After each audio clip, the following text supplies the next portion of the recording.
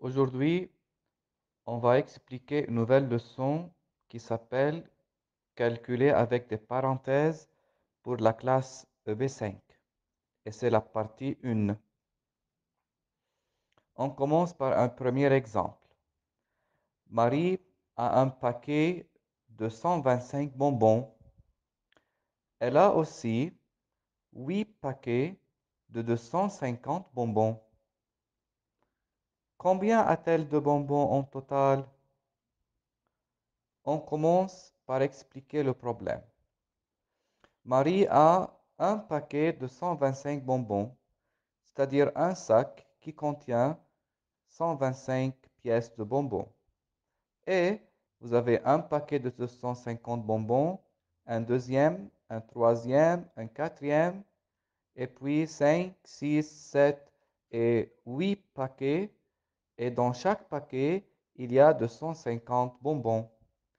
Combien a-t-elle en total? Nous pouvons écrire le total égal 125, c'est le premier paquet, plus 8 fois 250, parce que nous avons 8 paquets et dans chaque paquet, il y a 250 bonbons. C'est 8 fois 250. Vous pouvez remarquer dans cette phrase qu'il y a deux choses indépendantes. La première chose, c'est le nombre 125. Et puis, vous avez un autre terme, une autre chose, 8 fois 250. Je vais faire chaque terme seul.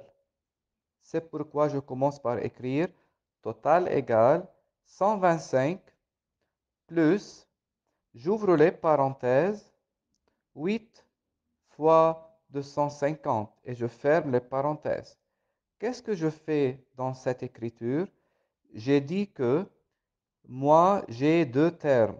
Il y a un premier terme, 125, plus un autre terme qui est 8 fois 250.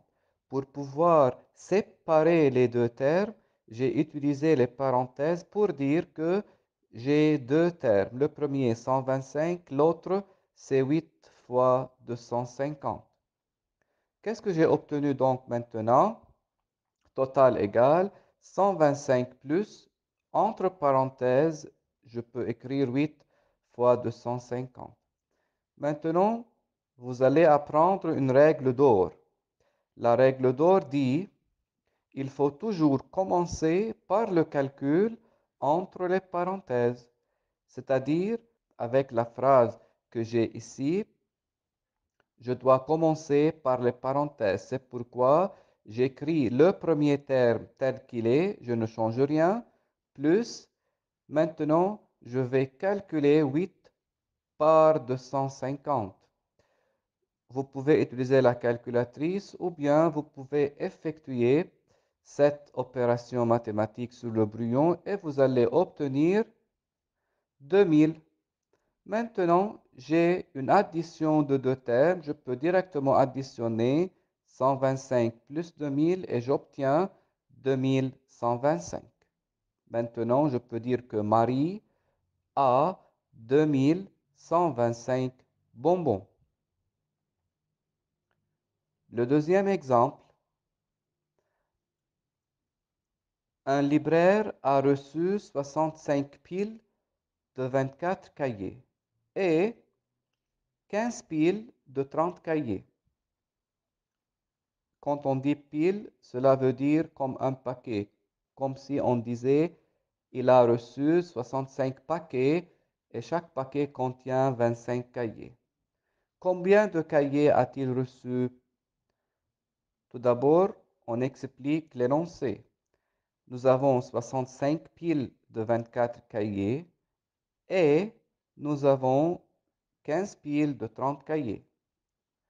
60 piles de 24 cahiers peut s'écrire 65 fois 24 cahiers parce que nous avons 65 piles et dans chaque pile, il y a 24 cahiers.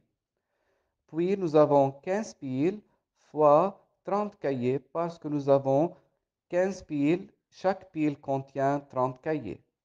Maintenant, comment nous allons écrire le total? total égale, on ouvre les parenthèses, 65 fois 24, on ferme les parenthèses. Le mot et peut être traduit par le signe plus. Et on ouvre les parenthèses de nouveau, 15 fois 30, et on ferme les parenthèses. Pourquoi j'ai mis les deux multiplications dans deux parenthèses? Pour dire que dans cette phrase, moi j'ai deux termes séparés. Je dois faire le calcul pour le premier terme seul et le calcul pour le deuxième terme seul. Donc, j'écris total égal. Si je fais le calcul de 65 fois 24 ou bien sur la calculatrice ou bien je pose et j'effectue sur le brouillon, je peux obtenir 1560 plus, et si je fais le calcul de 15 fois 30, je peux obtenir 450 est égal à 2010. Donc, je peux dire que le libraire a reçu 2010 cahiers.